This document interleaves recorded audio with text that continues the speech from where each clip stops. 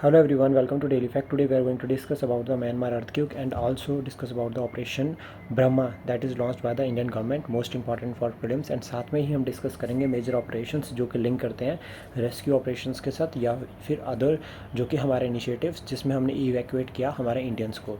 अगर आप हमारे साथ नए जुड़े हो तो आप हमारे इनिशिएटिव को सब्सक्राइब कर सकते हैं और साथ में शेयर कर सकते हैं। तो सबसे पहले बात करते हैं हम रिसेंट अर्थक्यूक के बारे में जो कि 7.7 का एक शैलो अर्थक्यूक है। अब देखो यहाँ से एक टर्म इंपॉर्टेंट हो जाती है, दैट इज शैलो अर्थक्यूक। शैलो अर्थक्यूक या फिर डेप्थ अर्थक्यूक क्या होते हैं? तो देखो जिनका ओरिजिन अगर हम बात करें अर्थ के कोर में नहीं होता है लेकिन क्लोज टू अर्थ क्रस्ट होता है, उन्हें जो है वो शैलो अर्थक्यूक कहा जाता है, पहला पॉइंट। उसके बाद हमें एक पॉइंट और यहाँ पर मिलता है एग्जाम पॉइंट ऑफ व्यू से, that is after shock. After shock का मतलब क्या होगा कि एक मेजर अर्थक्यूक आने के बाद जो है वो सीरीज़ ऑफ जो है वो छोटे अर्थक्यूक आते हैं, ठीक है।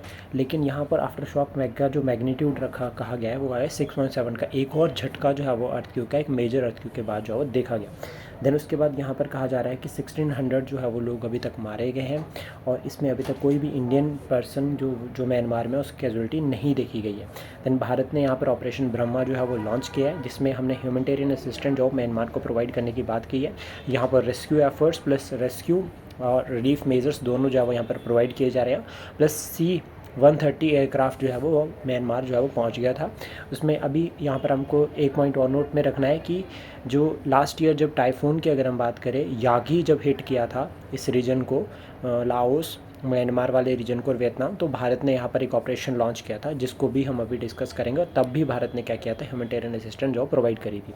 देन मेजर ऑपरेशंस की अगर हम बात करें तो ऑपरेशन सद्भाव जो कि हमने लाओस, म्यांमार और वियतनाम, यागी जो टाइफून है इस टाइम पे लॉन्च किया था।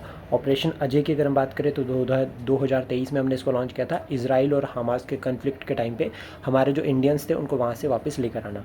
ऑपरेशन कावेरी की अगर हम बात करें तो 2023 में इसको लॉन्च किया था to evacuate Indian from the Sudan से वापस लाने के लिए। ऑपरेशन गंगा की अगर हम बात करें तो 2022 फ्रॉम द यूक्रेन। ऑपरेशन देवी शक्ति की अगर हम बात करें तो 2021 में from the Afghanistan. Operation Vande Bharat mission, one of the largest mission है, 2020 में हमने इसको लॉन्च किया था ड्यूरिंग द कोविड-19 जब हम अपने भारतीय जो लोग जो फॉरेन कंट्री में थे उनको वापस भारत लेकर आए थे। देन उसके बाद ऑपरेशन राहत की अगर हम बात करें तो 2015 में ड्यूरिंग यमन, मतलब लाइक जब यमन वॉर लगी थी तो उस टाइम पे वहाँ से इंडियंस को वापस लेकर आए थे। ऑपरेशन मैत्री अगर हम बात करें 2015 में नेपाल में जब अर्थक्वेक आया था 8.8 मैग्नीट्यूड का, तो हमने यहाँ पर ह्यूमैनिटेरियन असिस्टेंट जॉब प्रोवाइड करी थी।